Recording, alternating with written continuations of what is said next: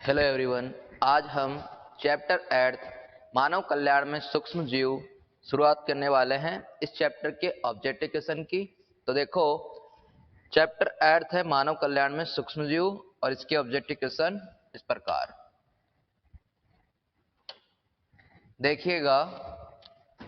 इसमें दे रखा है सबसे पहले कि प्राचीन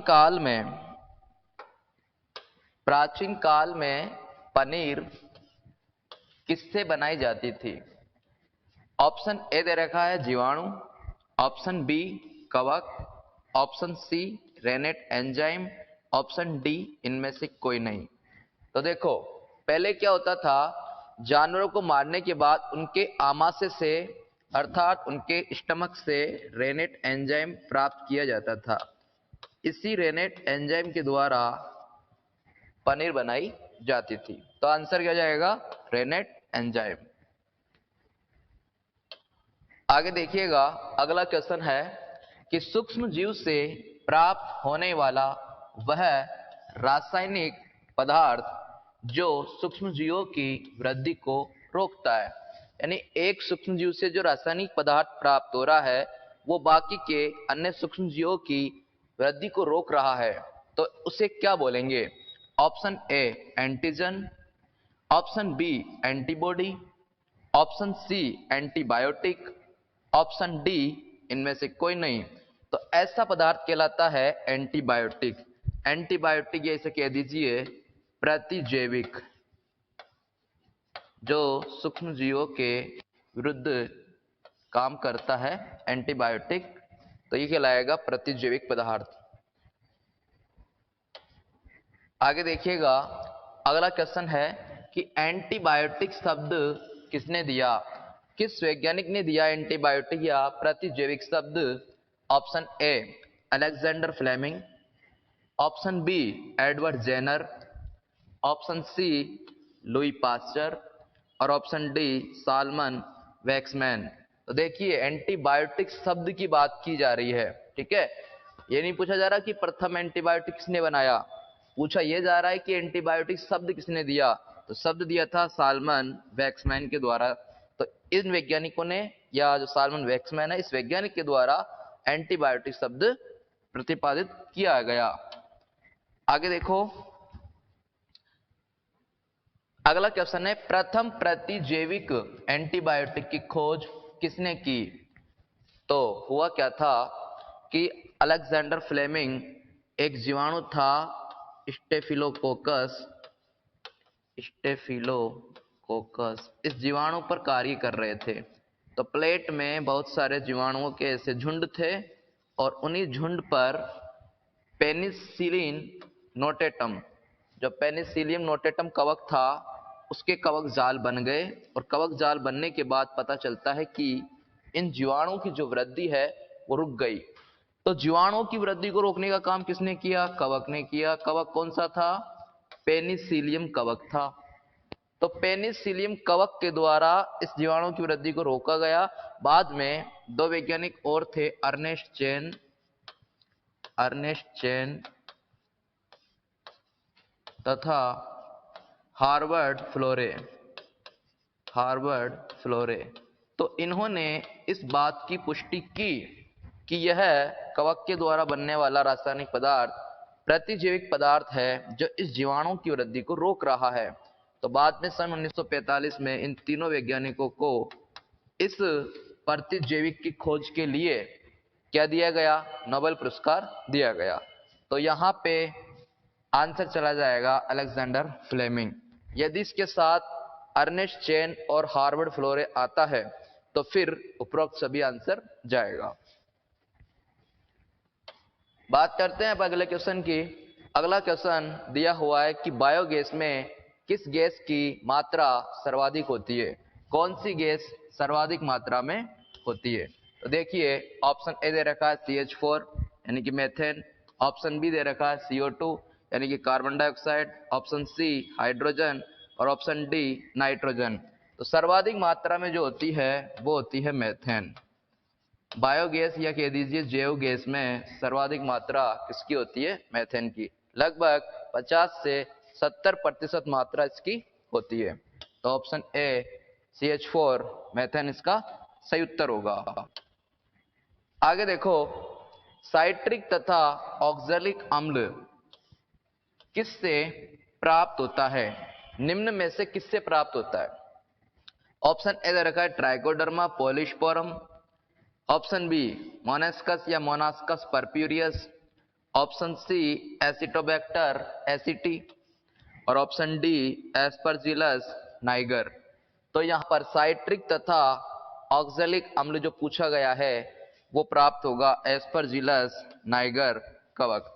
इससे साइट्रिक और ऑक्सैलिक दोनों ही अम्ल प्राप्त हो जाते हैं। अब बात करते हैं क्वेश्चन नंबर 7 की कि किस शैवाल का उपयोग भोजन के रूप में होता है?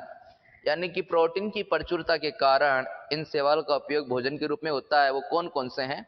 Option A ulothrix, option B chlorella, option C spirulina और ऑप्शन डी बी तथा सी।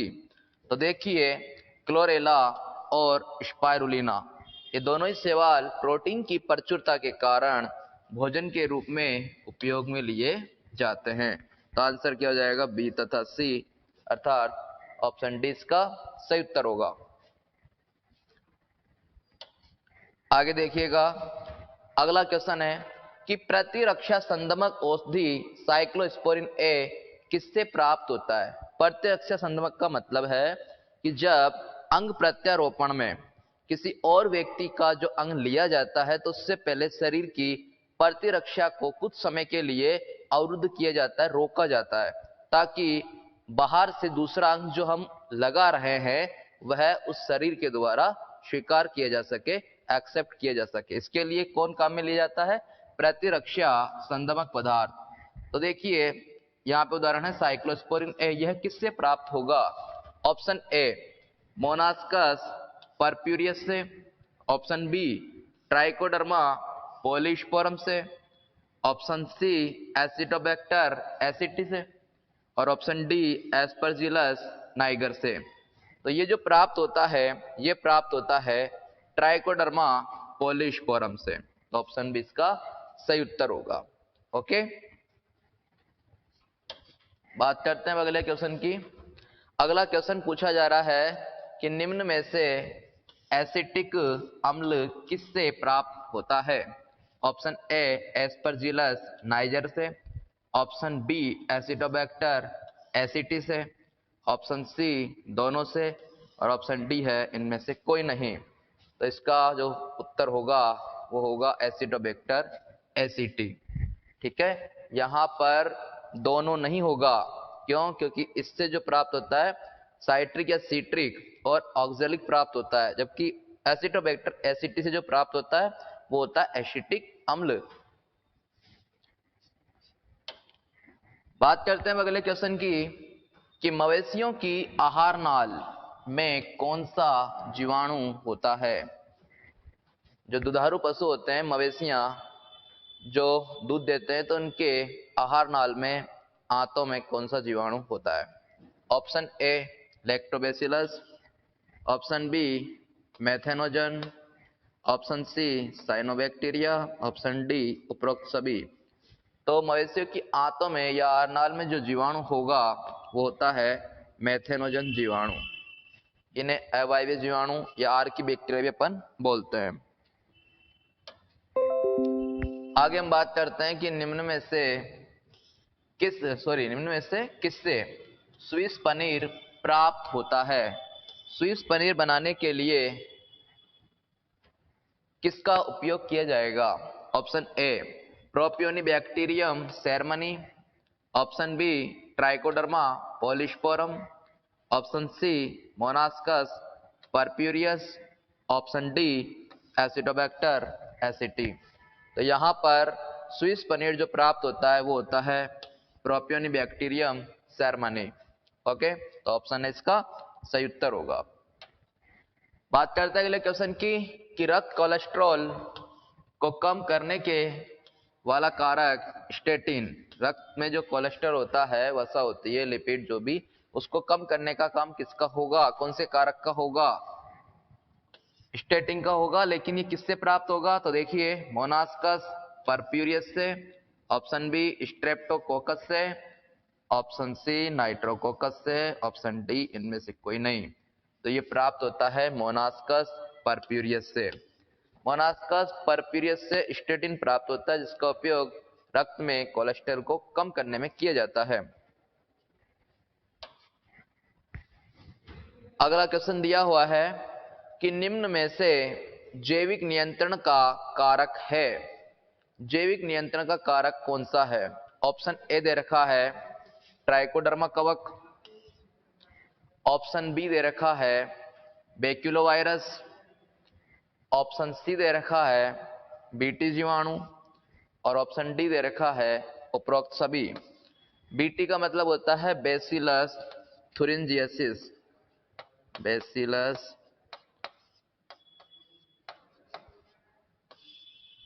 थुरिंजियंसिस,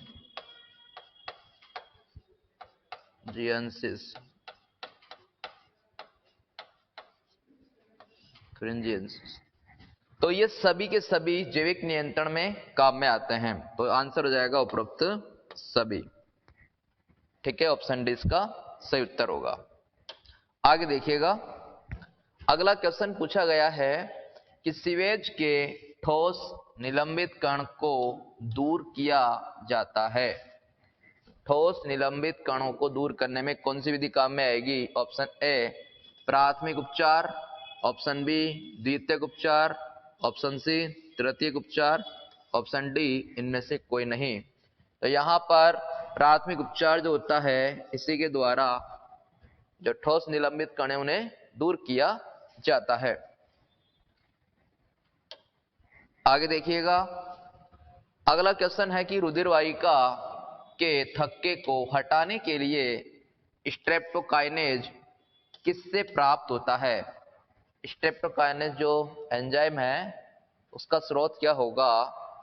तो देखो, ऑप्शन ए पेनिसिलियम से, ऑप्शन बी मोनास्कस से, ऑप्शन सी नाइट्रोकोकस से, और ऑप्शन डी स्ट्रेप्टोकोकस से।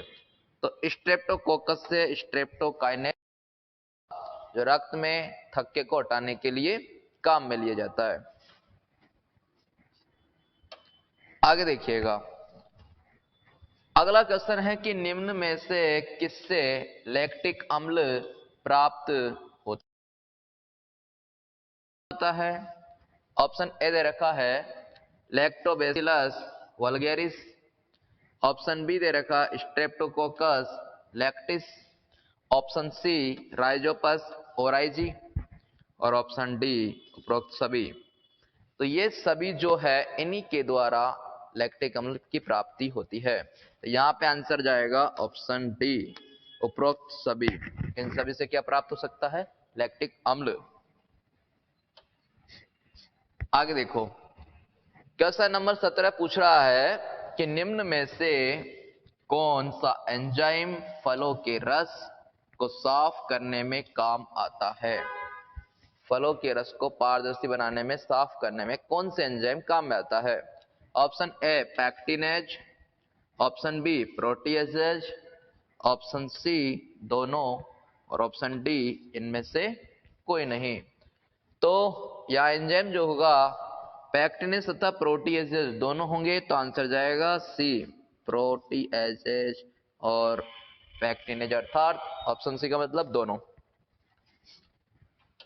आगे देखिएगा, अगला क्वेश्चन है कि निम्न में से आसवन क्रिया से प्राप्त होने वाली शराब कौन सी है? आश्वित पेय पदार्थ में कौन सा है इसमें से उदाहरण? तो देखो, option A whisky, option B brandy, option C rum, और ऑप्शन डी उपरोक्त सभी।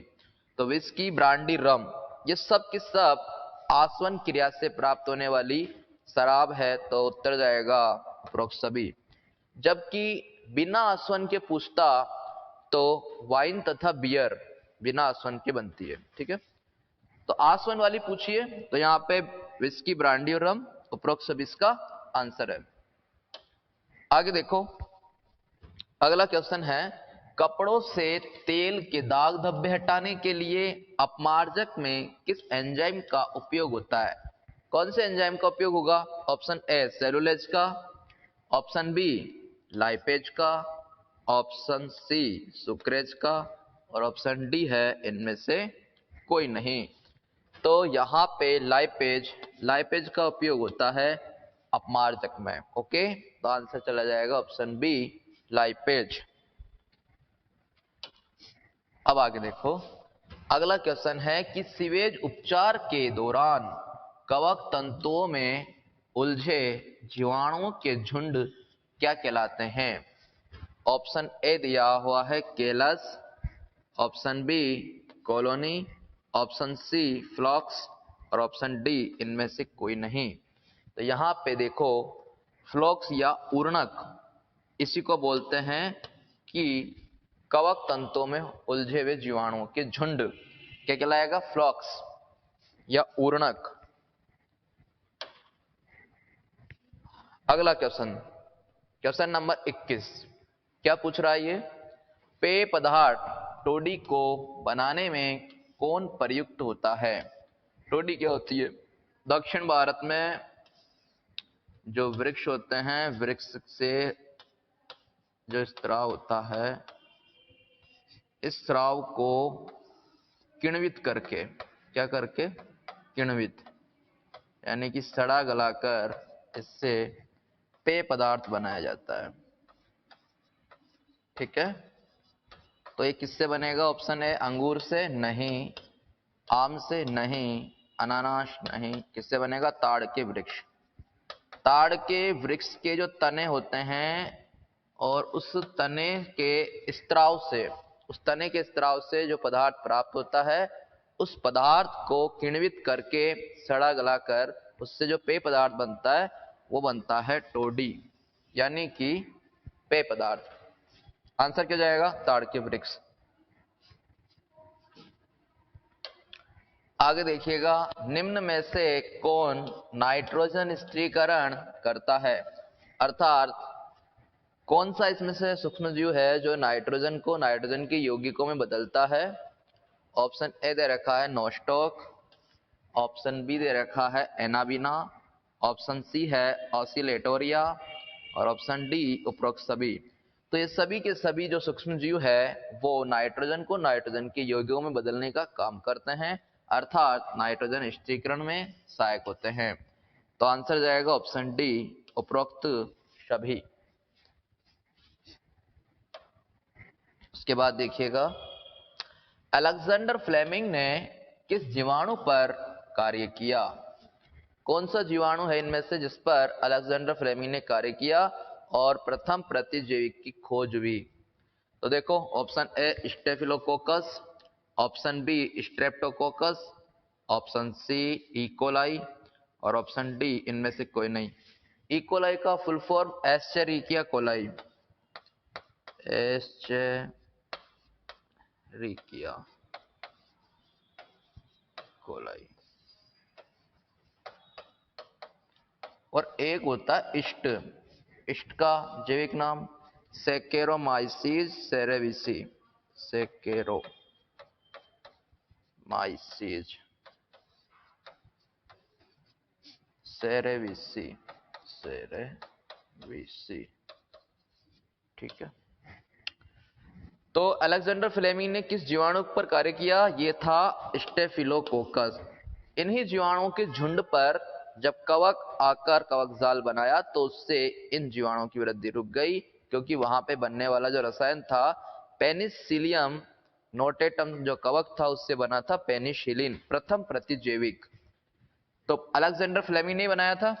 कौन से जीवाणु पे कार्य कर रहे थे? स्टेफिलोकोकस। आगे देखिएगा, अगला क्वेश्चन है, रक्त में लिपिड की मात्रा को कम करता है। ये गलत लिखा हुआ गया, काम करता है, कम करता है। रक्त में लिपिड की मात्रा को कम करता है। ऑप्शन ए एंटीबायोटिक करता है क्या? नहीं। इंटरफेरोन करता है क्या? नहीं। स्टेटिन करता है। कौन करता है? स्टेटिन। ऑप्शन सी इसका सही उत्तर होगा, स्टेटिन करता है। आगे देखो, अगला क्वेश्चन है कि निम्न में से कौन सहजीवी जीवाणु का उदाहरण है? सहजीवी जीवाणु ऐसे जीवाणु जो किसी और जीव के साथ साथ रहकर अपना जीवन यापन करते हो। तो सहजीवी जीवाणु कौन सा है? जो स्वतंत्र रूप से नहीं बल्कि किसी न किसी जीव के साथ रहकर अपना जीवन यापन करते हैं। ऑप्शन ए एजोटोबैक्टर। नहीं, ये तो मुक्त जीवी होता है। मुक्त जीवी कह दो या स्वतंत्र या स्वतंत्र जीवी, ठीक है। राइजोबियम, राइजोबियम क्या करता है?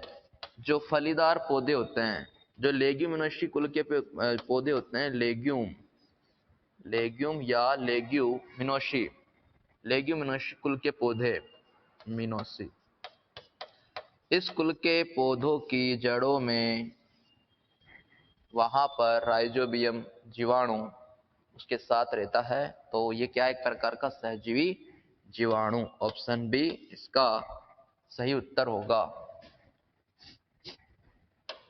आगे देखिएगा, अगला क्वेश्चन है कि एफिड कीट का नियंत्रण कौन करता है?